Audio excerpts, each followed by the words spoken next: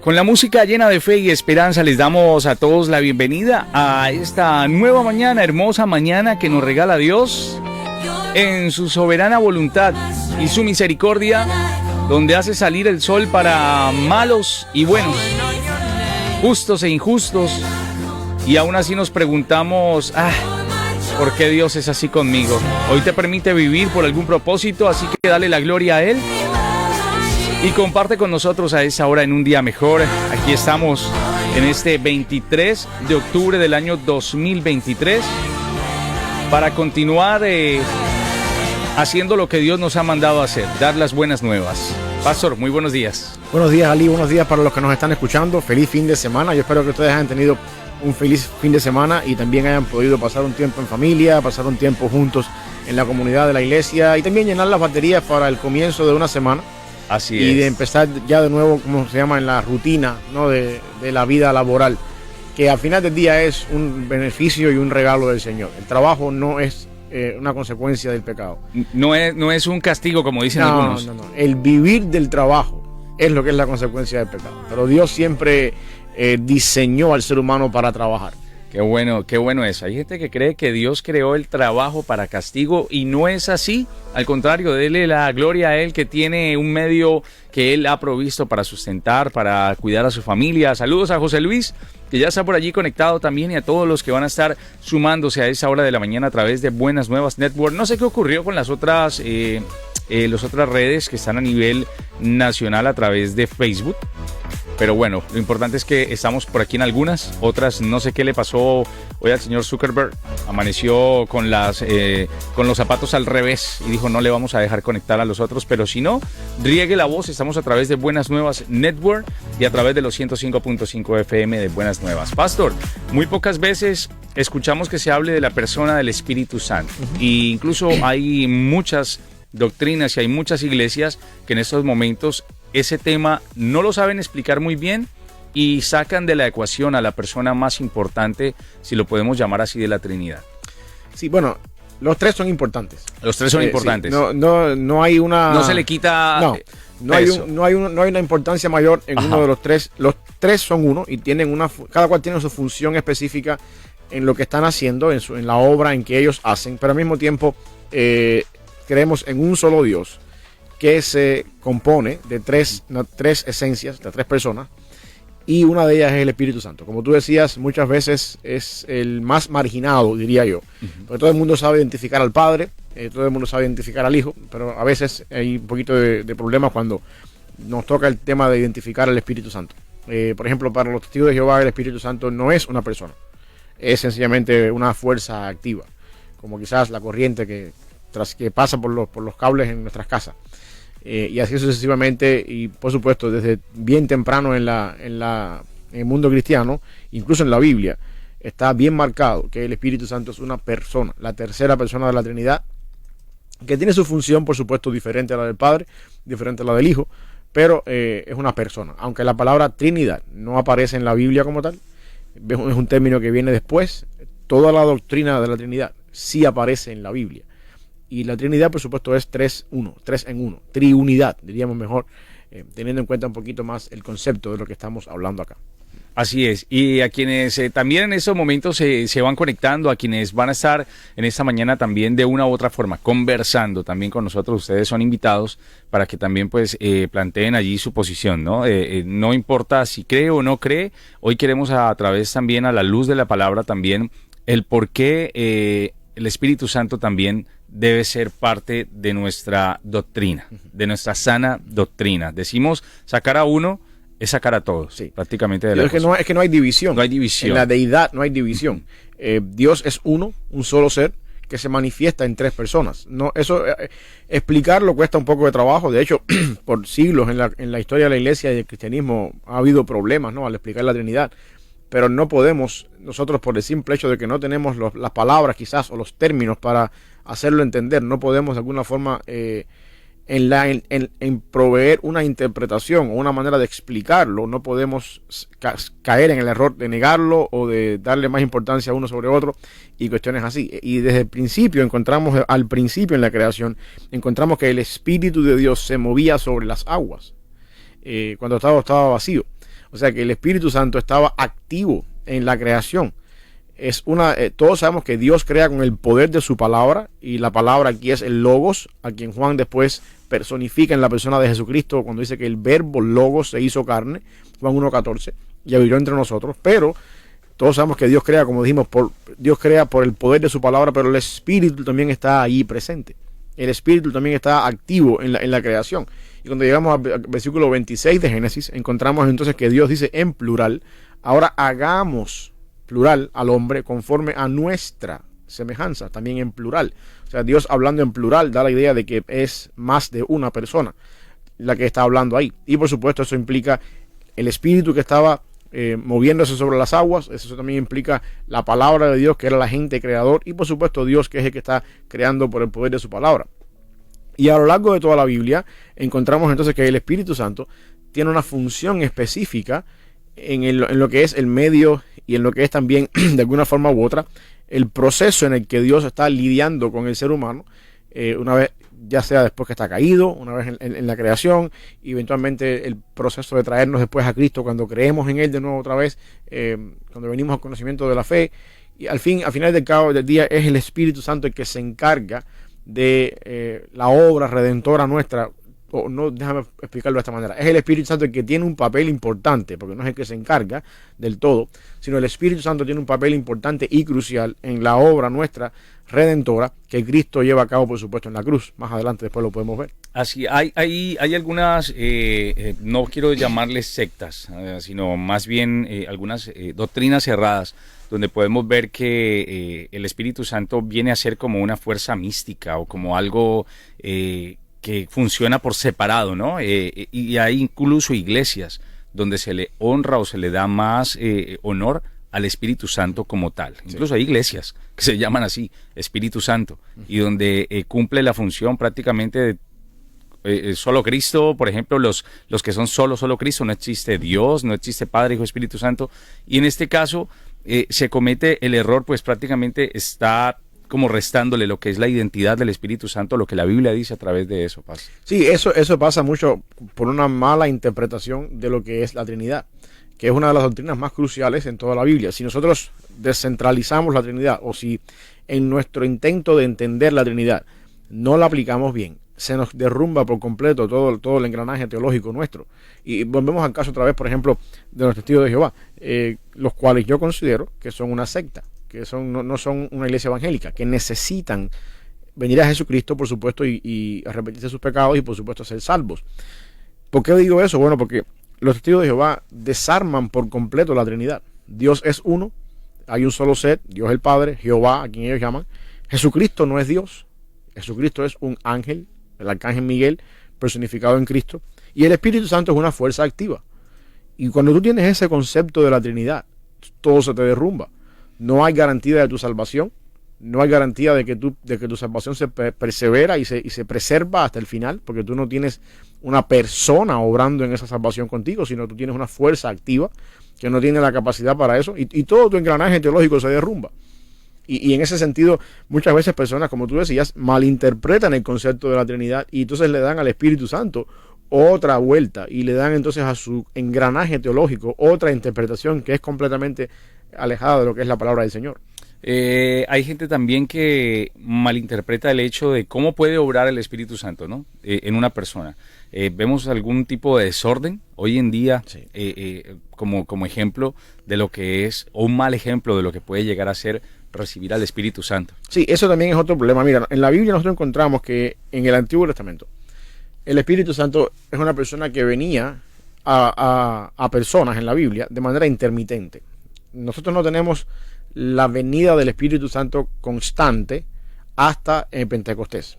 Antes de Pentecostés, o sea, antes de Hechos capítulo 2, antes de Hechos 2, el Espíritu venía sobre una persona para un momento determinado y para una función determinada. Por ejemplo, tenemos el libro de los jueces, que en algún momento cuando el pueblo clamaba al Señor, Dios derramaba su Espíritu sobre alguien, algún juez, y este juez llevaba a cabo la liberación de parte del Señor, producto de que había sido investido por el Espíritu Santo. Vemos también el caso en David, desde el momento que David fue ungido para ser rey de Israel, el Espíritu descendió sobre él. Vemos también que el Espíritu se fue de Saúl en algún momento determinado, y un espíritu malo venía a atormentarle. vemos una intermitencia en la presencia del Espíritu Santo, lo cual hace que las personas actuaran de alguna manera u otra diferente. Jesucristo dice cuando él estaba hablando con sus discípulos, les conviene que yo me vaya, porque si yo me voy, entonces yo voy a enviar al Consolador, que este es el Espíritu Santo, que más que Consolador la palabra es en griego parakletos, que es el ayudador, es como un bastón para una persona que no puede caminar. Y esto ocurre obviamente en el Pentecostés. Después de Pentecostés el Espíritu Santo viene y se queda completamente en la persona que es creyente. Dice Cristo que cuando el Espíritu Santo venga, Él iba a convencer al mundo de pecado, de justicia y de juicio. Quiere decir que en nosotros que no somos, cuando no éramos cristianos, cuando había un momento que no nos interesaba para nada la vida cristiana, ni nos interesaba para nada el Señor, algo ocurrió en nosotros que hizo un cambio en nuestra mente y de momento empezamos a entender que estamos en pecado, que necesitamos a Jesucristo, que tenemos que venir al arrepentimiento y entonces venir a ser parte de la vida cristiana. Eso se llama la obra del Espíritu Santo, que nos lleva a nosotros a convencernos de pecado y por supuesto a aclamar al Evangelio. Esa es la función del Espíritu Santo en la salvación, llamar al pecador al arrepentimiento y crear en el pecador el concepto o la convicción, que es la palabra bíblica, de lo que es el pecado, y entonces correr a Cristo. Y al mismo tiempo el Espíritu Santo sigue estando activo hoy por hoy en el mundo, convenciendo de pecado a las personas que no son cristianos por el poder de la predicación bíblica y al mismo tiempo acercándonos cada vez más a nosotros a la imagen de Cristo, mientras también nosotros venimos a entender que cuando hacemos cosas mal hechas, el Espíritu nos contrista, nos hace sentir mal y eventualmente tenemos que venir al arrepentimiento. Quiere decir entonces que en el proceso de la salvación, el Espíritu Santo juega un papel importante en aplicar la salvación al creyente y al mismo tiempo en preservar al creyente en su salvación hasta el día final. Con esto estoy diciendo que nosotros en ningún momento determinado perdemos nuestra salvación.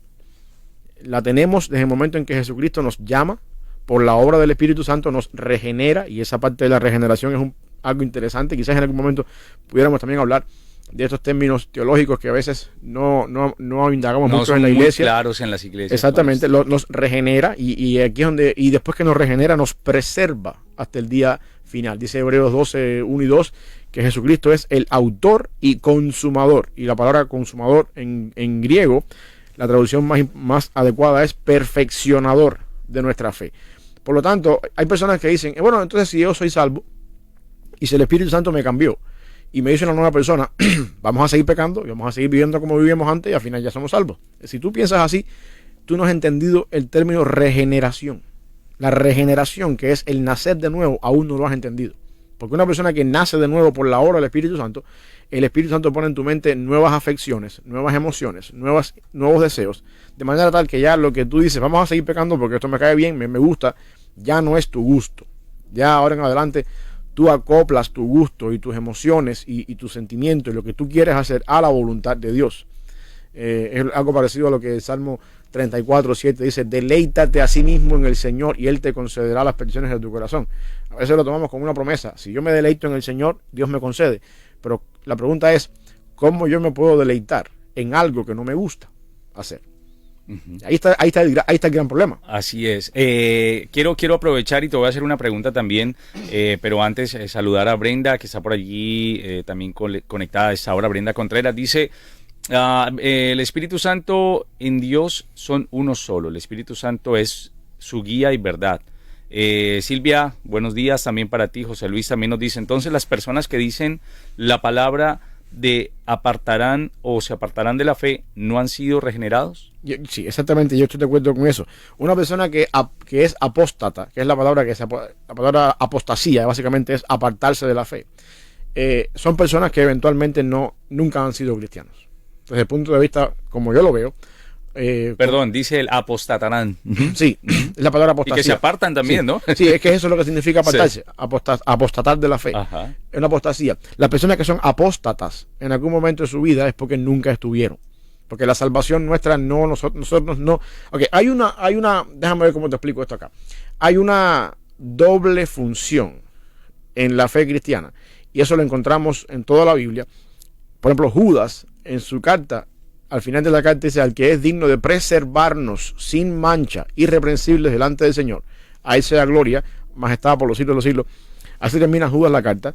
Y el concepto es el siguiente: Nosotros estamos llamados a perseverar en nuestra salvación. La salvación nuestra no es una salvación pasiva.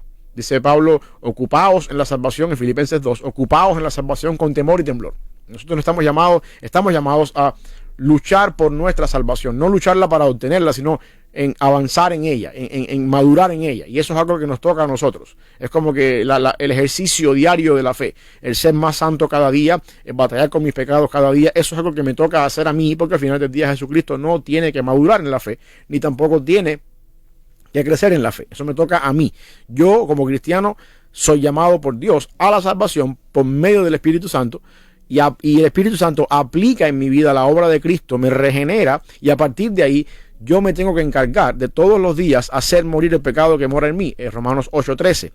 Eso me corresponde a mí. Sin embargo, Filipenses 2 dice que yo me tengo que ocupar en la salvación con temor y temblor. Esa es mi responsabilidad. Y el versículo que sigue dice, porque es Dios en el que en vosotros produce el querer como el hacer por su buena voluntad. Quiere decir entonces que mi responsabilidad de crecer en la vida cristiana es algo que Dios pone en mí. Y la salvación en la vida cristiana no es algo que depende de mi ejercicio diario de crecer en la vida cristiana. La salvación mía, la garantía de mi salvación, el hecho de que yo voy a llegar al final de la meta en fidelidad y voy a entrar por la puerta celestial como un hijo del Señor, no depende de cuánto yo me esforcé en perseverar en mi salvación, sino depende de la sangre de Jesucristo que la hace posible. O sea, yo soy llamado a perseverar, no porque de mi perseveración depende mi salvación. Yo estoy llamado a perseverar porque me corresponde ser cada vez más como Cristo. Cristo me da los medios, me da la fuerza. Y que hace parte de una obediencia. Me da el deseo de hacerlo, me da la intención, la motivación para hacerlo. Pero mi salvación no depende de eso. Él es el autor y Él es el perfeccionador de mi fe. O sea, hay ambas cosas. Está mi responsabilidad de crecer y el Espíritu Santo se encarga de eso en toda mi vida. Por eso es que Jesucristo le dice a los discípulos, les conviene que yo me vaya. Porque si yo me voy, entonces yo voy a enviar a esa persona que los va a ustedes a ayudar desde adentro de ustedes mismos. Porque Jesucristo estaba con sus discípulos, pero los mismos discípulos no tenían el Espíritu Santo dentro de ellos mismos, hasta después en el Pentecostés. En otras palabras, mi punto es el siguiente. Nosotros estamos en una posición ventajosa sobre los discípulos en el sentido de que es mejor tener el Espíritu Santo dentro de mí, obrando en mi salvación, a tener a Jesucristo caminando hoy en día por las calles de Jerusalén como uno más y no tener el Espíritu Santo. La presencia del Espíritu Santo en mi vida es más ventajoso que la presencia física corporal de Cristo en algún lugar geográfico de este mundo, pero fuera de nosotros. Y eso es un poquito difícil de digerir. Eso te iba a decir. Hay un pasaje en Hechos, capítulo 5, versículo 3, la famosa historia de Ananías y Zafira, donde podemos ver también que aquí hay unos atributos, ¿no? Hay unas características que cumple también el Espíritu Santo cuando dice aquí Pedro, Ananías, ¿por qué llenó Satanás tu corazón para que mintieses al Espíritu Santo y sustrajeses del precio de la heredad? Reteniéndola, no se te queda a ti, y vendida no estaba en tu poder. ¿Por qué pusiste esto en tu corazón? No has mentido a los hombres, sino a Dios. Okay. Ahí nuevamente está diciendo, has mentido realmente a Dios a través de su Espíritu Santo. Sí, y tú sabes, tú no le mientes a alguien que no es una persona. Ajá. Yo no le puedo mentir a este micrófono, porque este micrófono no es una persona. Y por supuesto, Pedro está diciendo ahí que mentirle al Espíritu hace al Espíritu una persona, y al mismo tiempo dice que has mentido a Dios, diciendo que el Espíritu es Dios. Ahí hay dos grandes verdades teológicas en esa declaración de Pedro. El Espíritu es Dios y es una persona. ¿Qué podemos decir de aquellas congregaciones donde dicen, un ejemplo, va a venir el Espíritu Santo y te va a dar un avivamiento, te va a dar un gozo? El Espíritu Santo supuestamente se manifiesta de muchas maneras, a tal punto de que pueden llegar a asustar a una persona que nunca haya ido a una congregación. Hay gente que, no sé, sale de un momento a otro de su silla, salta, brinca, otros dan en rombos en el piso. ¿Es esa la manera en la que el Espíritu Santo puede manifestarse, o podemos estar de pronto cayendo en el tema de no podemos juzgar, no sabemos? ¿Qué merece al respecto, por ejemplo, ahí la opinión de aquellas personas que dicen es que el Espíritu Santo obra como bien le parezca? Bueno, no. El Espíritu Santo no obra como bien le parezca. El Espíritu Santo no obra en contra de lo que dice la palabra del Señor. El mismo Dios vamos a ponerlo de esta manera, o Jesucristo se limitó en su ministerio terrenal a la palabra del Señor. Y eso me da a mí un principio importante para entender estas cosas. Cristo mismo, teniendo la autoridad para hacer todo lo que quería hacer, hizo que su ministerio fuera acorde a la palabra del Señor. Un caso típico, por ejemplo, es la entrada triunfal. Jesús le dice a los discípulos, vayan a la aldea de frente, van a ver un pollino atado en un lugar, desaten el pollino. Si alguien les pregunta, díganle que el maestro lo necesita, traigan el pollino, y así fue. Con una secuencia de orden. Sí, pero ¿por qué razón? ¿Por qué razón Jesús actuó así? Porque Jesús pudo haber dicho, vamos a entrar a Jerusalén y estamos aquí en la puerta, entremos y hagamos lo que tenemos que hacer. Tenía el poder de hacer lo que Exacto, lo que pero quisiera. ¿por qué Jesús hizo eso? Porque era necesario que se cumpliese Miqueas 5:12. Miqueas 5:2. Tu rey viene a ti, montado en un pollino, hijo de animal de carga. O sea, el mismo Jesucristo nunca se fue por encima de lo Nunca escrito. saltó la palabra, lo que ya estaba escrito. Entonces, el Espíritu Santo no obra como le da la gana sin tener en cuenta la palabra del Señor. Ahora, cuando decimos el Espíritu Santo vino aquí, el Espíritu Santo vino en Pentecostés hace 2000 años. Ahí tenemos que empezar por ahí. El Espíritu ya está obrando aquí. De hecho, Pablo habla de que hay algo que impide el ministerio de iniquidad. El ministerio de iniquidad, algo que lo impide todavía, que cuando eso sea quitado, el ministerio de iniquidad va a entrar con mucha más fuerza. Y yo soy de los que creo que eso es el poder del Espíritu Santo obrando en este mundo. O sea, que el Espíritu Santo ya está aquí. Una cosa es decir que fuimos bautizados con el Espíritu Santo, y otra cosa muy diferente es decir que hemos sido llenos del Espíritu Santo.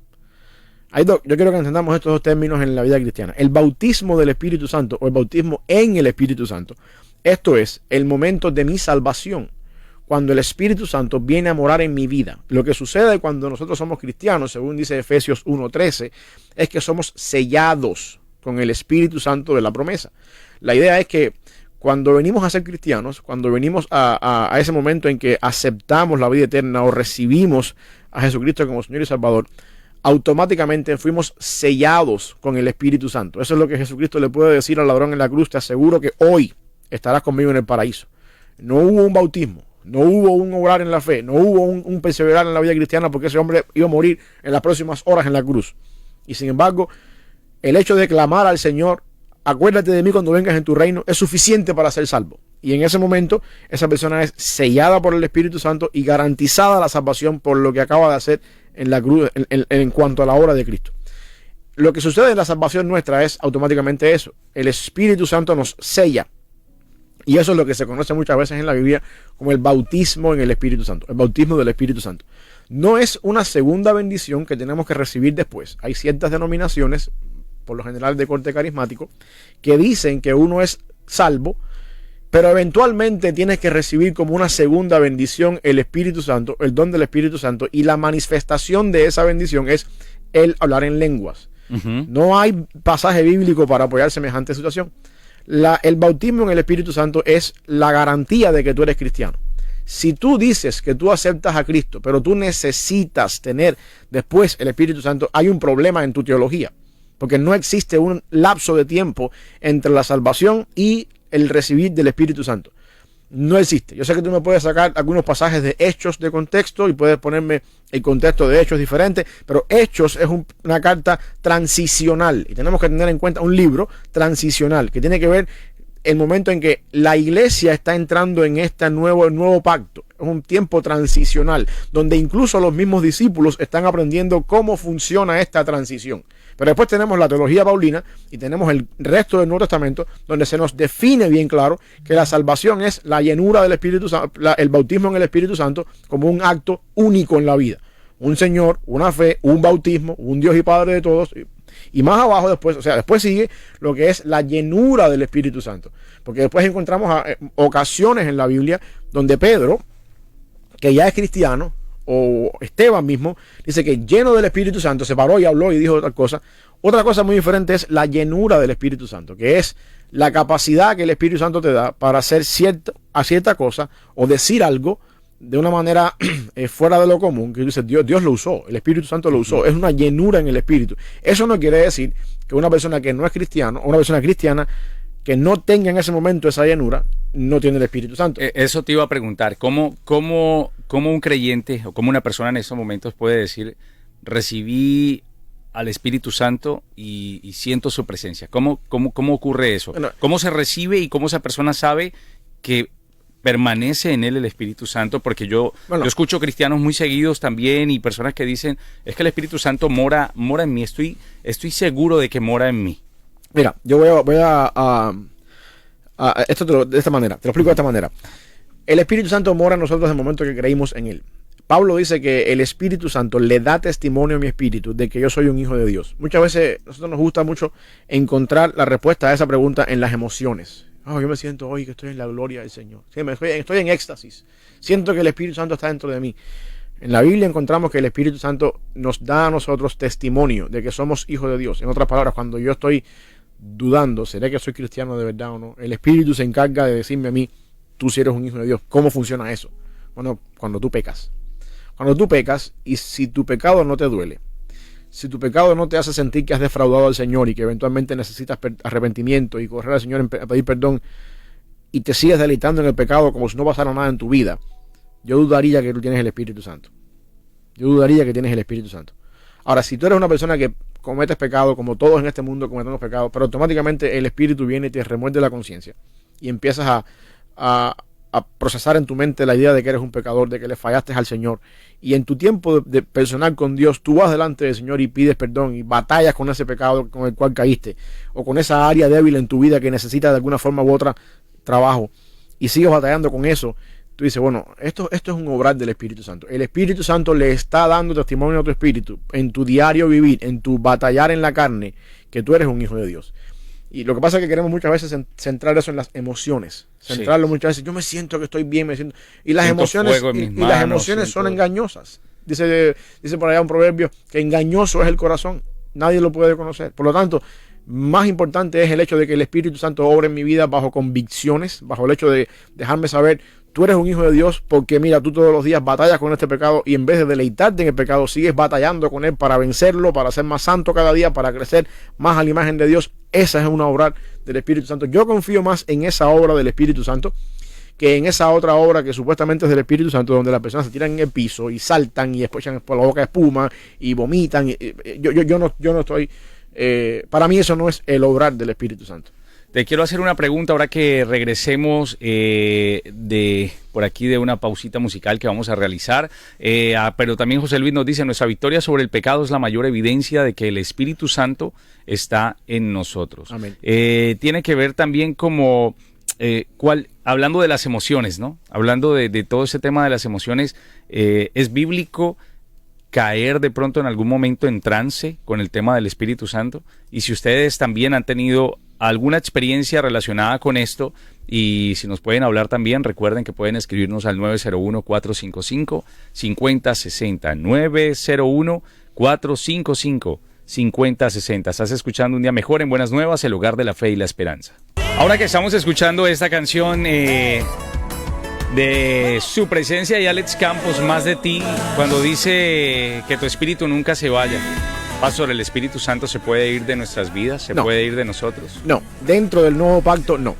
Esas canciones que vemos, esos términos que encontramos a veces en esa canción, por supuesto tienen su raíz en el caso del Salmo 51, cuando David pide perdón al Señor por el pecado con Betsabé y dice, no apartes tu espíritu de mí, no quites de mí tu espíritu. Y vemos también, por supuesto, el caso de Saúl, donde el Espíritu de Dios se alejó de Saúl. Pero eso es una teología del Antiguo Testamento, donde en el Nuevo Pacto, una de las cosas que caracteriza en el Nuevo Pacto es que el Espíritu Santo viene en Pentecostés y se queda constante en nuestra vida y está obrando constantemente, convenciendo al mundo de pecado, de justicia y juicio, hasta el día que estemos con el Señor, hasta que se consuma, hasta la consumación del Nuevo Pacto, cuando termine todas las cosas. O sea que nosotros no podemos decir, no tenemos base teológica en el Nuevo Pacto, déjeme ser claro, para decir, Espíritu Santo, no te vayas de mí. Eso nunca va a suceder. Eso nunca va a suceder si estamos en el Nuevo Pacto. En el Antiguo Pacto, por supuesto, David lo podía decir, Saúl también se le atribuye esas cosas, porque el Espíritu, producto de las características del Antiguo Pacto, iba y venía. De hecho, Jeremías profetiza en el capítulo 31 de Jeremías la promesa del Espíritu Santo y dice, en aquel tiempo yo pondré mi ley en sus corazones y nadie le tendrá que decir a nadie conoce a Dios, porque todo el mundo conocerán que yo soy Dios. La esencia de mantener la ley en mi corazón, cosa que el pueblo de Israel falló por todo el tiempo del antiguo pacto, es que tiene que haber un agente en mi vida que me haga mantener esa ley en mi corazón, y esa es la presencia del Espíritu Santo en mi vida, cosa que en el antiguo pacto ellos no tenían. De manera que nosotros del lado acá de la gloria o del lado acá de la cruz estamos en una mejor posición para vivir la vida cristiana y para entender lo que se espera de nosotros, porque tenemos constantemente el Espíritu Santo con nosotros y en nosotros si somos creyentes. ¿Es bíblico caer en algún tipo de trance, en algún tipo de situación cuando decimos esa persona recibió al Espíritu Santo o recibió el Espíritu Santo y resulté dando vueltas por toda la iglesia y, como dice la canción, remolineando? Bueno, mira, yo sé que muchas personas discrepan conmigo en este punto. Yo digo que eso no es bíblico. Okay. Cristo dice que la obra del Espíritu Santo, en el Evangelio de Juan dice que cuando uno tiene el Espíritu Santo, de su interior brotan ríos de agua viva. Esta es la función del Espíritu, de alguna forma ilustrada o no, en semejanza de un río que brota. Es la función del Espíritu Santo. El concepto es que la transformación del Espíritu Santo, que el Espíritu hace en mi vida, lo hace desde adentro hacia afuera. Es decir, si yo antes de ser cristiano era una persona que me gustaba el pecado, dígase ahí chisme, droga, pornografía, mujeres, cosas así, o otras cosas en mi carácter, no sé, me enojaba rápido y cuestiones así. Cuando yo vengo a Jesucristo, el Espíritu Santo que viene a morar en mi vida, empieza a hacer una transformación, que es lo que conocemos el proceso de la santificación, de adentro hacia afuera. Y si yo antes era un chismoso, eventualmente mi nivel de chisme empieza a disminuir. Si yo antes me enojaba por todo, mi nivel de dominio propio empieza a crecer. Y es por eso que Pablo dice que el fruto del Espíritu en Gálatas 5:20 es amor, gozo, paz, paciencia, benignidad, bondad, fe, mansedumbre, templanza. Y dice que contra estas cosas no hay ley. Y el concepto es que cuando el Espíritu Santo viene a morar en mi vida, estas características, o esto que se conoce como el fruto del Espíritu, se empiezan a ver desde adentro hacia afuera, poco a poco. Tú no eres cristiano hoy y mañana eres un santo. O tú no eres cristiano hoy y mañana eres perfecto. Poco a poco, en el caminar de la vida cristiana, tú vas experimentando estas cosas. El doctor Adrian Royer, pastor de la iglesia donde yo trabajo antes de morir, o sea, el pastor anterior, él decía una frase que tiene su humor en lo que él decía, pero hay una gran realidad ahí. Él decía, una de las mejores maneras de saber que uno es lleno del Espíritu Santo no es hablar nuevas lenguas, sino controlar la que ya tienes. Por supuesto, eso está hablando del chisme, ¿no? Uh-huh. Pero el concepto de la frase es que el cambio y la manifestación del Espíritu Santo en la vida del creyente es algo que va de adentro hacia afuera. Y lo que nosotros tendemos a ver en muchos círculos evangélicos, carismáticos hoy en día, es una manifestación externa de nada que está pasando adentro. Y eso para mí es un problema. Se puede ver más como una especie de, una especie de sugestión colectiva, como que, bueno, estamos hablando de algunas manifestaciones como, no sé, mover la cabeza, dar vuelticas. Hay otras mucho más fuertes, como el hecho de reírse, o en algunas congregaciones el tratar de meter a la persona en un trance de que sienta incluso que está frente a la cruz y se vuelve algo místico, y es algo que incluso yo lo pude experimentar en algún momento de mi vida en una de estas iglesias donde prácticamente hacían casi que llorar a la persona, pero entrándola primero en una regresión, te hacen ir incluso a la época, y yo decía, o sea, esto ya se sale un poco de lo que debería ser algo un poco más claro o cristalino dentro de la palabra, sino mantiene algo oscuro de por medio, algo como místico, y algo en lo que tú sales de ahí guiado más por lo que acabó de suceder que por la palabra que se dio. Yo entiendo,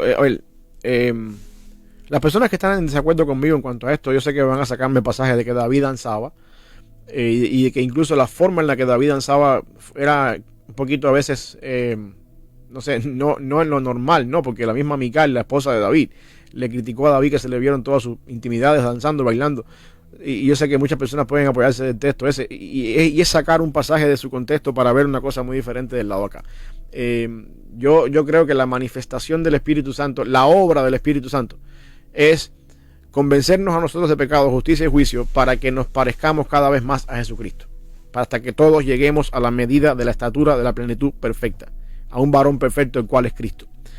Esa es la función del Espíritu Santo en el creyente, que comenzó trayéndolo a Cristo, convenciéndolo de pecado, lo trae a Cristo y luego empieza a trabajar en él, ese proceso de la santificación para que cada día nos parezcamos más a Jesucristo. Yo no encuentro, y aquí es mi punto de vista, yo no encuentro ningún pasaje bíblico, ni ninguna evidencia bíblica para decir que una manifestación externa donde las personas giran, remolinean, brincan, vomitan, saltan, hace lucir cada vez más a una persona como Cristo. Yo no encuentro en ningún momento en la Biblia eso. Es más, yo no encuentro nunca en los 4 evangelios a Jesucristo actuando así. Ajá. El Espíritu Santo, siguiendo lo que nos estás diciendo en estos momentos y obviamente sustentado bíblicamente, redarguye, es el que está allí para, por ejemplo, cuando sé que he dicho algo que no estaba bien contra ese hermano o contra esa persona o contra mi pareja y uno se siente en el corazón y dice uno inmediatamente tengo que pedir perdón, no solamente a Dios sino a esa persona. Es más muestra del Espíritu Santo que mora en nosotros. Claro. El Espíritu Santo, la función del Espíritu Santo es esa, convertirse en lo que me ayuda a parecerme cada vez más a Cristo por ese medio. Y es interesante cuando hablamos, por ejemplo, de la blasfemia contra el Espíritu Santo, sí, que según Jesucristo es el pecado imperdonable. En el contexto donde Jesús está diciendo eso, está hablando con unos fariseos judíos que tenían que entender lo que la palabra de Dios dice y no lo entendían, y entonces ellos querían irse, querían forzar el texto y darle su propia interpretación al texto, y Jesús, si vamos a la historia bíblica, la cuestión es que los discípulos, los fariseos acusan a Jesús de que él estaba sacando los demonios por Belcebú y de que él no era de Dios porque sacaba a los demonios por Belcebú, y Cristo le dice: si una casa dividida contra sí misma no se puede más sustentar. Si yo saco a los demonios por Belcebú, entonces ¿por quién los sacan los hijos de ustedes? Y los pone entre la espada y la pared, y luego le dice: tengan cuidado, porque ustedes están viendo señales, ustedes están viendo lo que está pasando, ustedes están viendo que las profecías se están cumpliendo, y aún así en su necio corazón quieren negar lo que está pasando y quieren decir que yo soy del enemigo, y en eso están blasfemando el Espíritu Santo, en entender la realidad, en ver lo que dice la palabra, y todavía en su deseo pecaminoso o en su terquedad espiritual, seguir negando la verdad, aunque han visto las evidencias, y creer en la mentira. Eso es blasfemia contra el Espíritu Santo, que el Espíritu Santo es el que hace la obra de traer a nosotros convicción de pecado, justicia y juicio, y llegamos al punto de entender que estamos en pecado, que necesitamos pedir perdón de los pecados, que necesitamos parecernos más a Jesucristo, pero todavía decidimos quedarnos en nuestra manera antigua de vivir. Eso es la blasfemia contra el Espíritu Santo. Entender en nuestra mente la obra del Espíritu Santo, la función del Espíritu Santo, y aún así rechazarla. Eso es lo que Cristo dice que es un pecado imperdonable, porque si nosotros llegamos al punto en nuestra vida de entender que el Espíritu nos está convenciendo de pecado y de entender que tenemos que de alguna manera venir a Jesucristo y correr al arrepentimiento, pero todavía decidimos rechazar intelectualmente y por nuestro conocimiento que ese es el camino, no hay otra manera en que nos vamos a salvar. ¿Sigue el Espíritu Santo dando algún tipo de don espiritual? ¿Sigue el Espíritu Santo revelándose en la vida de alguna persona, y como yo te decía ahorita, puede que esa persona haya sentido en ese momento ganas de llorar, haya recibido algún don? O sea, ¿cómo se sabe que lo que esa persona está recibiendo en ese momento realmente proviene del Espíritu Santo y no de sus emociones? Bueno, mira, la idea de los dones es un tema todavía un poco más amplio. Uh-huh. Y tienen una función específicamente dentro del cuerpo de Cristo, que es la iglesia. El Espíritu, a grosso modo, el Espíritu nos llama, nos pone en una iglesia, y después que nos pone en la iglesia nos da dones para que nosotros podamos ejercer esos dones para el beneficio de la iglesia. Eso es parte de la obra en el Espíritu desde el punto de vista de la comunidad cristiana, de lo que se espera en la vida de comunidad cristiana. Ahora, ¿cómo yo sé si lo que está pasando en una persona? Porque es muy diferente decir que una manifestación externa es un don. Que la persona está brincando y remolineando y vomitando y riéndose sin parar. Un don del Espíritu. No, espérate. El don del Espíritu Santo es otra cosa muy diferente, que tiene el propósito de equipar a la iglesia local. Es algo que Dios nos da a nosotros para que sea usado en beneficio de la iglesia local, en el cual nosotros nos convertimos en un medio. Dios me da algo y yo soy de bendición para la iglesia. Yo soy el medio por el cual yo puedo hacer estas cosas. Eso yo no lo encuentro en ningún momento en una manifestación externa como las... Yo no sé de qué forma a mí me beneficia en mi vida que el hermano esté vomitando y remolineando en el piso. Para decírtelo con otras palabras. Sí. Ni tampoco entiendo de qué manera eso beneficia a la iglesia. No lo encuentro por ningún lugar. ¿Puede el caso que digan algunos, está siendo libre? Que el Espíritu nos da dones, de que el Espíritu trabaja en mi mente, haciéndome cada vez más entender lo que es correcto, lo que no es correcto, llevándome cada vez más a Cristo, produce en mí el fruto del Espíritu Santo.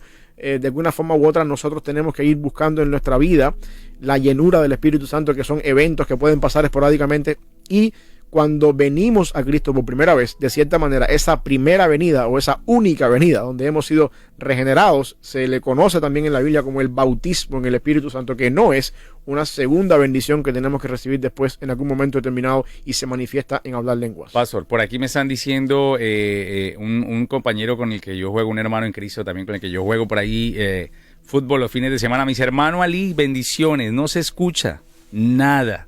En la radio, cuando el pastor estaba justo explicando lo mejor, se fue la señal. El diablo metiendo las narices. Sí, bueno, sí. Pues sí. Bueno, Juan, vamos a estar esta semana desarrollando pues todo este tema, porque yo sé que hay mucha información torcida, ¿no? Hacia un lado, queriendo desviar a las personas sobre lo que realmente es el Espíritu Santo para nosotros. Dice, ya se escucha. Eso pasa, Juan, cuando estamos hablando de temas bastante importantes y que también competen sobre todo a los creyentes, ¿no, pastor? Sí. Él no ataca a los que están afuera, él ataca a los que están adentro. Sí, sí, y eso es lo que sucede muchas veces, que no... el enemigo pone sus dardos de fuego ahí. Sí. Como decía Cristiano en el proceso peregrino, Apolión nos está atacando de vez en cuando. A él no le preocupa el que está afuera. El que está afuera ya es mío. Ya es mío, pero a él le preocupa es que el pueblo de Dios siga cegado, siga creyendo en cualquier otro tipo de onda mística y de muchas otras cosas, y dejándose llevar por todo viento de doctrina, como dice la palabra, y sobre todo en estos tiempos, pastor. Sí. Pastor, oramos para terminar y invitándoles a ustedes, porque esta semana vamos a estar hablando justo de eso, del Espíritu Santo en nuestras vidas. Así. Oramos. Gracias, Padre, porque tú nos has concedido una semana más de vida, amanecer un día más, Señor, y poder estar aquí delante de estos micrófonos y compartiendo tu palabra por medio de las redes sociales, Señor. Gracias porque por los que nos están escuchando. También gracias porque este mensaje va a quedar ahí en Facebook para la posteridad. Permite, Señor, que tu Espíritu, de quien estamos hablando hoy, use todas estas palabras, Señor, para crear convicción y también para crear de alguna forma u otra en nosotros esa imagen de Cristo en la cual debemos caminar. Líbranos de estar enseñando cosas, Padre, que vayan en contra de tu palabra. Perdónanos si en algún momento no te honramos en decir cosas que no van conforme a tu palabra. Haznos conscientes, Señor, de nuestros errores y ayúdanos a pedir perdón por ellos y a correr siempre a la cruz, buscando misericordia y gracia delante de ti. Padre, gracias porque tú nos has dejado el don del Espíritu Santo, el regalo del Espíritu Santo, esa persona que mora en nosotros desde el momento en que venimos a conocerte hasta el día que estamos contigo cara a cara. Gracias, Padre, porque en ese sentido tú nos has hecho nacer en una época mejor que aquella época antes de la cruz, y hoy podemos entender las cosas mucho mejores. Permite, Padre, que podamos con nuestras vidas honrar la obra del Espíritu Santo en nuestro corazón, y si en algún momento nosotros tenemos una idea o un concepto equivocado de lo que es el Espíritu Santo, permítenos corregir eso en nuestra vida con el poder de tu palabra. Que hoy sea un día de salvación para aquellas personas que no te conocen, un día en que nosotros podamos vivir en santidad, honrándote a ti, Señor, y siendo sal y luz en un mundo que cada día va de mal en peor. En el nombre de Jesús. Amén.